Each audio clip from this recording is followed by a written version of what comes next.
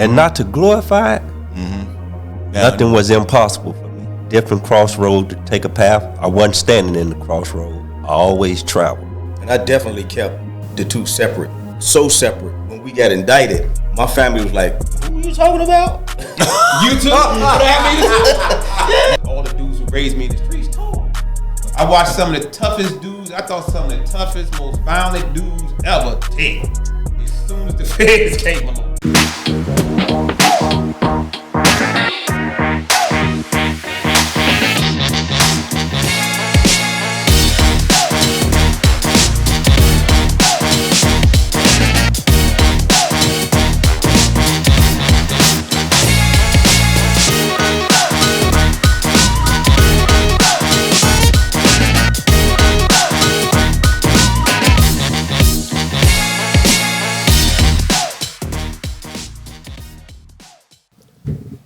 Welcome to Short Conversation, where the heart of Chicago is always front and center.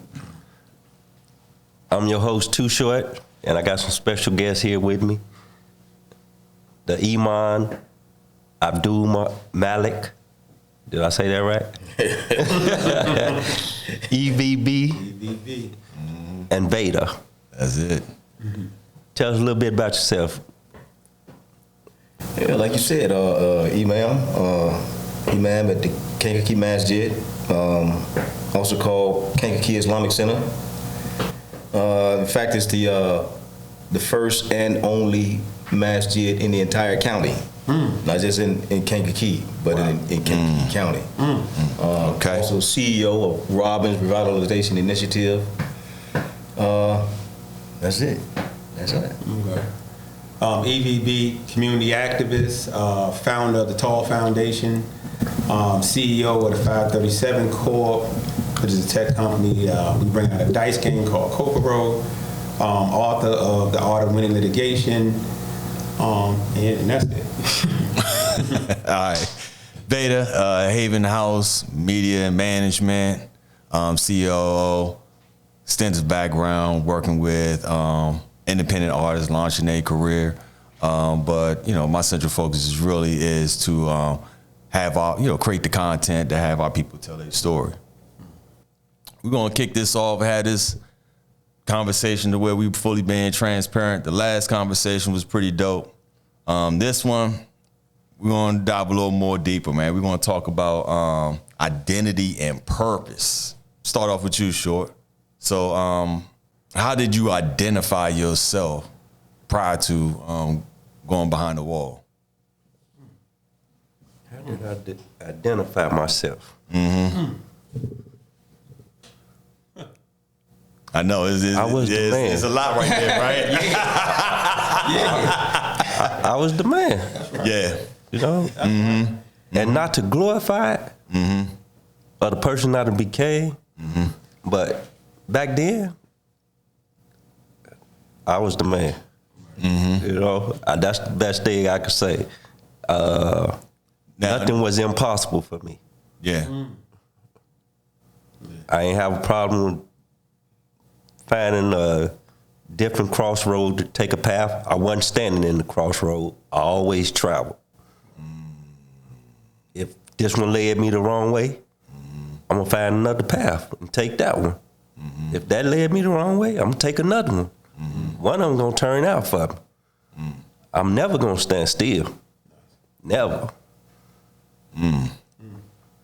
So in your role, you had there's dualities, right? And we talked about this in our last episode, right? That you separated the streets, right? Correct. From your family. Correct.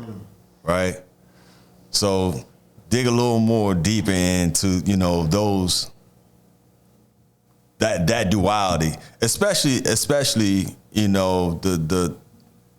the family side, because where you try not to mix that, right, and cover maybe some gray areas, because that right there is a hard battle alone, trying to keep them situated separate, but also live a balanced life to where you try to keep your home intact, right, but also keep your responsibilities out here intact too.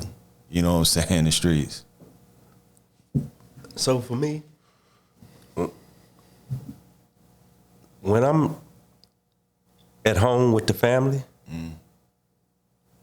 I'm doing family things with the family. We may go to a movie. Yeah. We may go to go out to eat, something like that, or sit back in the house and just chill. Yeah. That's family time. I'm not letting nothing disturb me with that. Yeah. Whatever's going on in the streets right then and there, I have to wait till I'm finished with family time. Respect. Yeah. Yeah, so many dudes didn't do that. Yeah, I mean, you They got. did it just the opposite. Put the family on the back. I know I did that. I did it a lot, but I'm saying when I do make that time, I'm making the time for that for my family. Yeah. Yeah. Jeez, shoot, that's a real, tussle, right? To try to keep the home straight, right? Because, us as men, this is what we do our thing for, right? Hustle for our last name, our legacy, to make sure that the family's straight, right? But at the same time, we like, man, I know we got this commitment thing that's going on, and you try not to have those situations bleed, right? So that's always a constant conflict, right? Yeah. Have you experienced anything like that too? Absolutely, man. And I definitely kept the two separate. In fact, so separate that when we got indicted, my family was like, "Who are you talking about?" You too? His name ain't that. Right. My oldest kid's mother was like, "Who? I don't know who that is." Wow. Completely separate, all the way separate. Yeah. No doubt. But family, is the most important factor in the whole scheme of things, man. Right. Although I fell short hugely with regards to my responsibilities, because I allowed myself to be removed from family as a result of what I was doing, trying to, put bread on the table, so I jeopardized that whole thing. But definitely, family is what, like you was talking about. We was talking about values. Right. We know those. We know that on our value shelf where family belongs. We up there. We up there. Right. Yeah. Put family way up on the top up there. Yeah. So, but still in all, our behaviors, our actions, choices we made, man, put that whole thing in jeopardy. But definitely, that duality that you're talking about, absolutely, because for example, one day I went to court.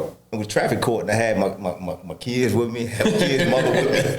And the courtroom we went, man, it was a lot of cats that knew me. Ooh. What's up, man? What's up, man? What's up, man? What's up, man? What's up? Yeah. And my kids' mother was like, what the hell? Yeah. What the? Yeah. So definitely that duality, man. We got these different faces when we in that life, man. You put on a face for the family, put a face on for this. Right. Yeah. What about you, E? Yeah, I had a similar to both of y'all, but something similar to you, where when I got incarcerated, the radio station in D.C., because we was trying to, be discovered, but they actually played our whole independent playlist. And that's on a Radio 1 station, and that just didn't happen. Right. And they was doing it because I got locked up, and they were yelling, "Y'all got the wrong man." Y'all got the wrong man on a radio station. And I'm sitting there saying to myself, like, man, that's crazy. And people around me, just like you, I was embarrassed. Yeah. I got locked up. I didn't want to call anybody. One of my things that I wanted to do was keep it away from my family. Yeah. So I just didn't come around my family. So for me, being home now for 4 years, being around my family now is the first time I've been around my family. And probably since 96. You know what I mean? 'Cause I just didn't want to disrespect my family by bringing, even I didn't bring nobody around them, but just bringing me around them. So All right, so all right, another round for this, man, because expectations, that's what I'm hearing from, especially in your situation, right? And that's probably why you kind of tuck yourself away from handling your business. Of course, you don't want to bring unwanted drama to your house, but do you think that was more or less a concern too? Is like you're not meeting those expectations, you know what I'm saying, from your family? Absolutely, yeah, absolutely. And then my family, they gonna let you hear it. What are you doing? Some of the women I used to date, same thing. Like, what are you doing, Eric? Like, this not you. It's crazy. Cause a friend of mine, when I came home this time, he kept saying, "E, I kept telling you this wasn't for you. When I saw you, you just didn't seem like you fit." And before, I used to take it like, what are you talking about? Mm-hmm. Like, you know what I'm saying? I'm out here doing me. You know what I mean? And when he came home, I sat there and said, you know what? Yeah, you're right. Because prior to, and I think I realized that he was right after prison, but prior to prison, there were situations where, and you guys know, dudes are super ruthless in the street. But I can't stab Too Short or Abdul Malik in the back for some bread. I can't do it. Mm-hmm. And dudes did it. Mm. Dudes thought if Abdul Malik showed me where he lived at and showed me where his stash was, Abdul Malik, he fell off. And I better take him out before somebody else do. Mm-hmm. So I knew when I couldn't do things like that I wasn't ruthless enough to be in the streets. I knew I wasn't ruthless enough. And that got nothing to be about being a man or being tough or anything. But I knew I couldn't do that type of stuff anymore. You know what I mean? So for me, just being around my family and having them look at me like, dude, what are you doing? Like I'm gonna pull up to my family. I remember one time I pulled up and I just bought a Lexus, right? Didn't want it. The car dealer bamboozled me out of Range Rover, ended up selling me a Lexus, right? So I got the 400 Lexus, and this in the 90s, and I pull up, and my uncle looked at me. He gave me this look. Man, it hurt me so much because, first you driving like, yeah, you know what I'm saying? I'm the man, you know what I'm saying? And then when I see him, I'm like, man, I need to get rid of this car. You know what I'm saying? I need to get rid of how I look. I need to get rid of everything. And yeah, so yeah, you know what I mean? I was embarrassed. I was embarrassed. How I identified myself is not how my family identified who I was. Mm-hmm. So they knew I was being somebody that I wasn't. You know what I mean? And yeah, and it hurt. Jeez, man, that's pretty rough. When it's interesting how the weight of expectation could crush a child, though. You know what I'm saying? Or it could build them up, right?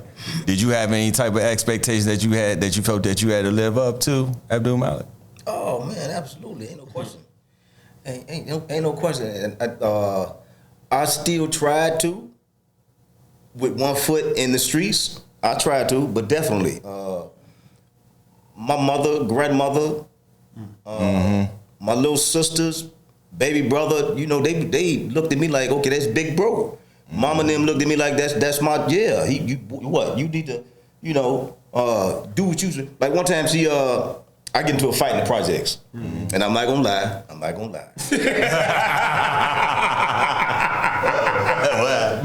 Main man got out. He got out. To the best of us. He got out on me. Now I got him later on, but he got out on me. That night he got out on me. Right. And my auntie then, when they was in the house telling my mama that he out there fighting, and she ain't run to the door to come save me or check on me or none of that. She just continued to do what she was doing in the house. So I ran in the house, you know what I'm saying, all scarred up and bruised and ego, you know what I'm saying, injured, and she just looked at me like, get you back out there.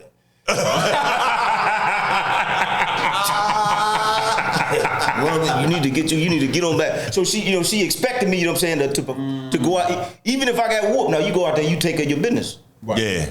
Right. You take care of your business. In another instance, while in prison, I was gone for about 4 years, right? And I called home. My mother answered the phone. She's getting her hair done. I said, who doing your hair? She told me a young girl from the back of the projects. She put on the phone. We grew up together. Yeah. What's up, girl? What's happening? She was like, hey, how you doing? So when she gave the phone back to my mother, I heard her tell my mother, girl, he sounds strong. My mother say, how the hell they supposed to sound? You damn right he sounds strong. She said, how the hell they supposed to sound? So, yeah, you damn right he sounds strong. So, my mama, hey man, ain't no question. Expectations, woo-wee. Yes, sir. And that's how I was raised in the house, man. She expected me to be successful in the stuff that I was doing. She didn't expect me to be successful to the point where I become president of the United States. But they had expectations. They expected me to do good things, do big things. Yeah. Yeah. You know, Man. yeah. My mother used to tell me to do stuff that I didn't know how to do. I'm like, okay, well, she think I can do it. Let me go and do it. And right. I need to go out there and figure it out. No. Yeah. Right. Jeez, put the battery in your back. And I'm glad she did that, bro. Yeah. Yeah. I'm glad because she gave me a degree of independence, man. When I was like, man, I don't need you, I don't need them, I know how my mama put this, like you say, that battery in me where I can, man, I'm what? If the whole world abandoned me, man, I'm finna keep trucking. Yeah. It's finna get done, whatever that it is.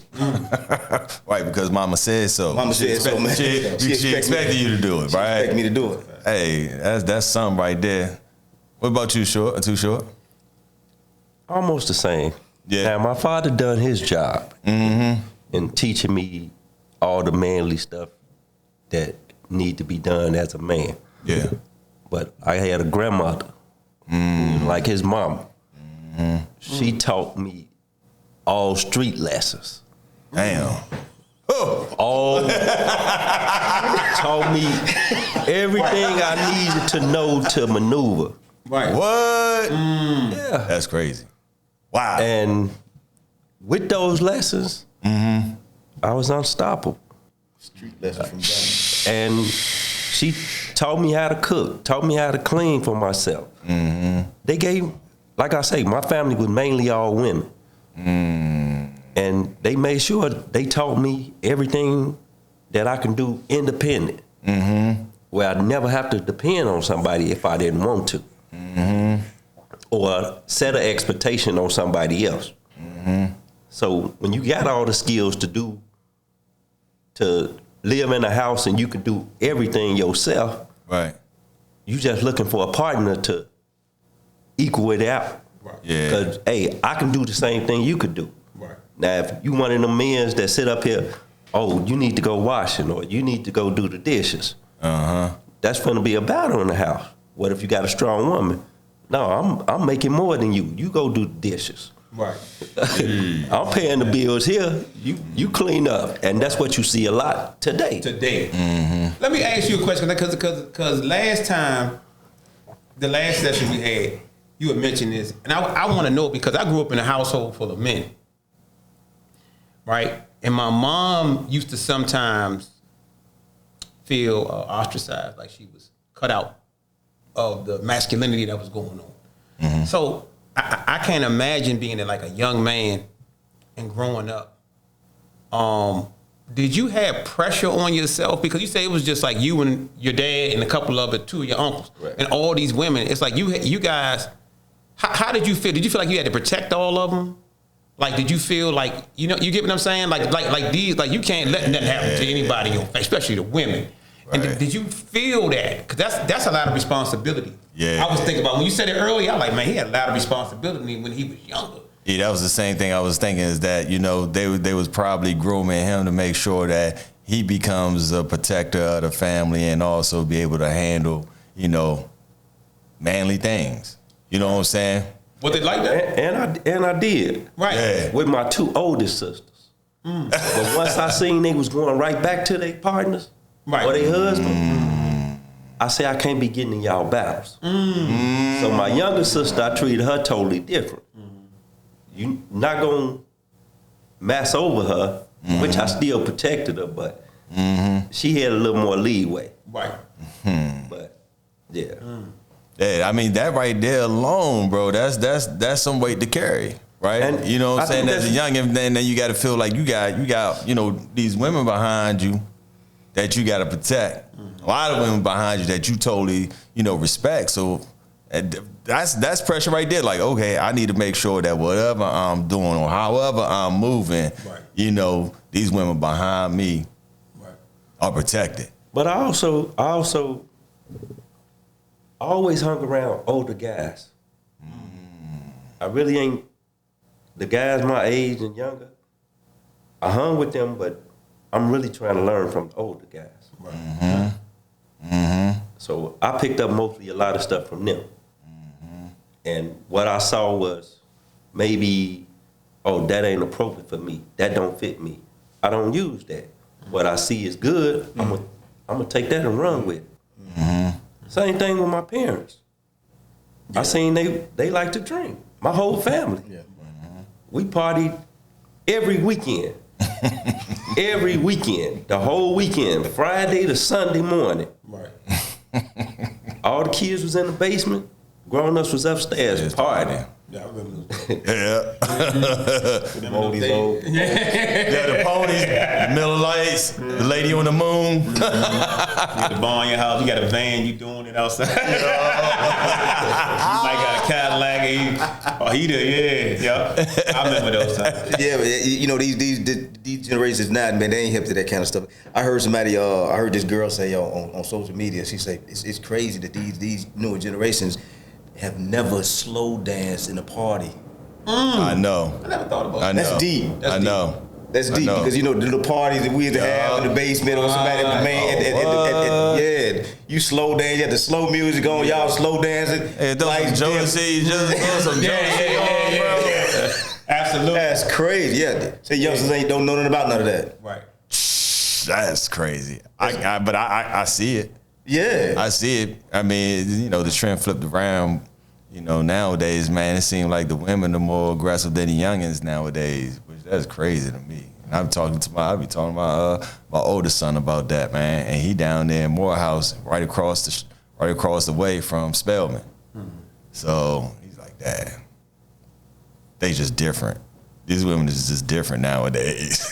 But see, I don't think that, right? And to talk about, I don't really think that because I think black women has always been, me growing around strong black women, that's all that I saw. Yeah. And I always saw black women, your mom, your mom, strong.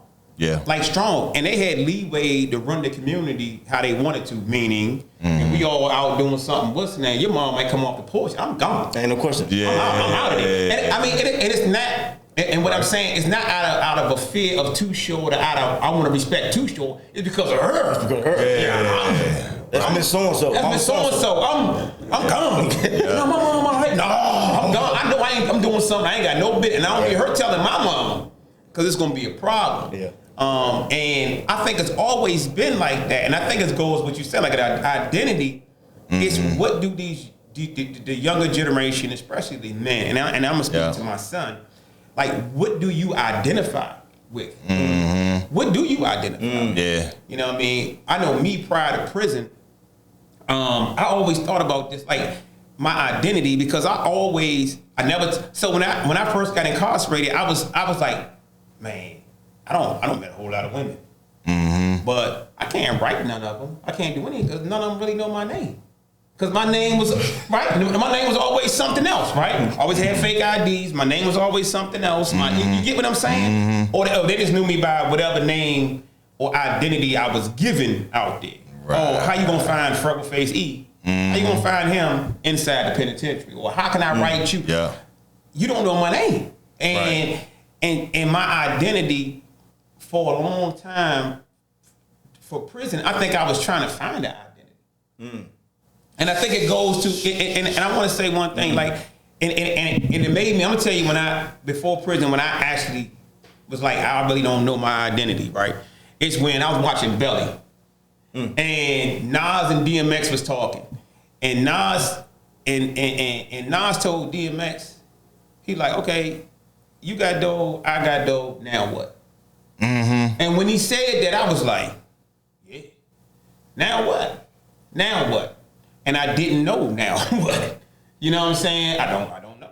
Was my I don't have no identity to push forward to say, well, this is what I'm going to do. You know, this is how I'm going to affect society. You know what I'm saying? Whether positively or because I was affected negatively, but I'm saying in a manner where as though the now what was answered. So I kind of was struggling with an identity for a long time prior to prison.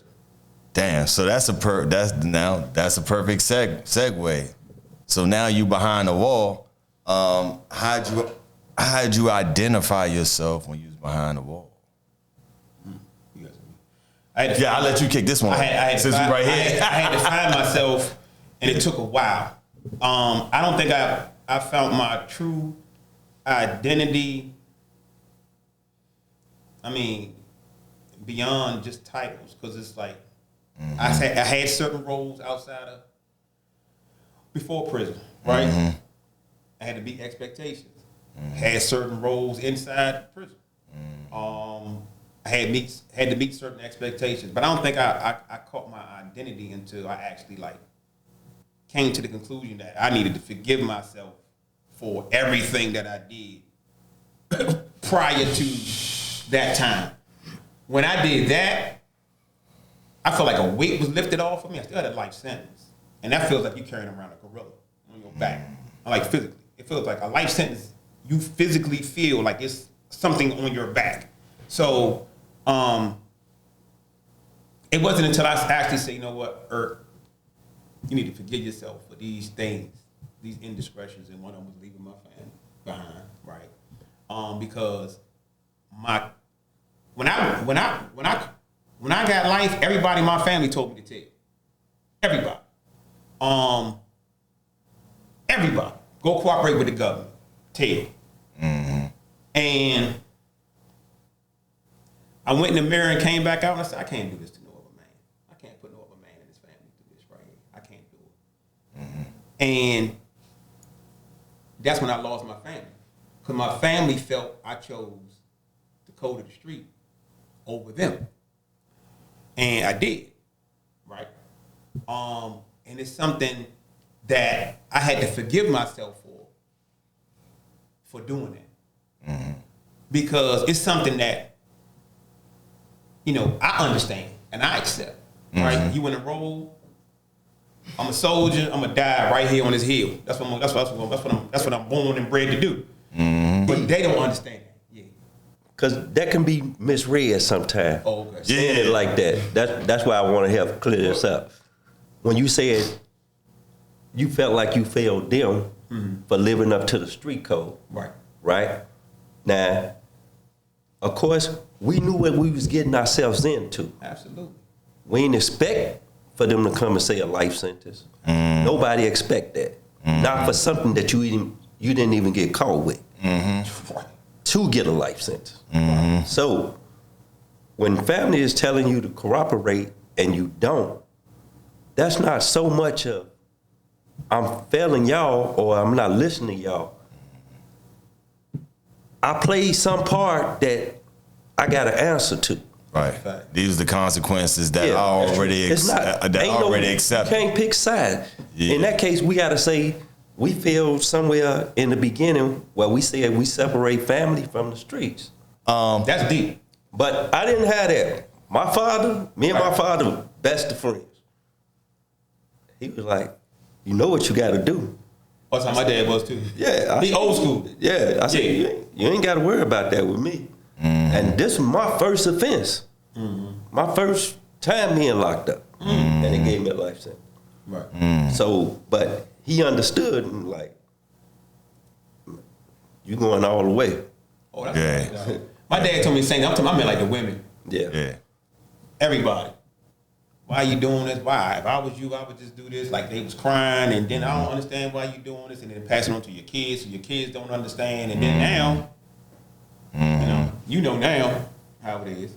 It just is how it is now. Now it's like playing chess. It's like, oh, I'm a sacrifice all these pieces because I'm the king and I'm gonna stay right here where I'm at. You know what I mean? Yeah. The honor and the respect for honor is not the same exact same thing. You know what I mean? And I get what you're saying, because that's why I felt like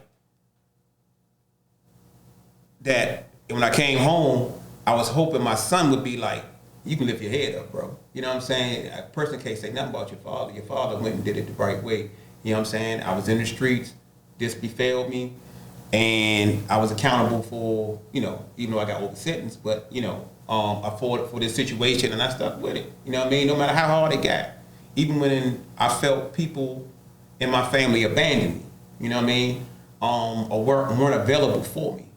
And because I wanted you to see that your father is going to stand on something, but they don't see it that way. They don't see it that. They see it as you chose to live this life. You chose the streets. You chose this code over me. And it took me a long time to kind of figure out, kind of reconcile with that. It took me just as long to reconcile with that as it took me, because all the dudes who raised me in the streets told. Right? It's the same dude I watch, same dudes I watch go to trial for crazy offenses, right, in the state. Get these lawyers, you go there, it's a show. You know what I'm saying? I got this lawyer, pay this joke. You know what I'm saying? Got $150, $250,000. You know, nothing, right? And you put a show on and you walk out and it's like, you know, you a champion. And I watch these same dudes, as soon as the feds come, tell on everything. I watched some of the toughest dudes. I thought some of the toughest, most violent dudes ever tell. As soon as the feds came along. Yeah. You know what I mean? That wouldn't tell if the state came along.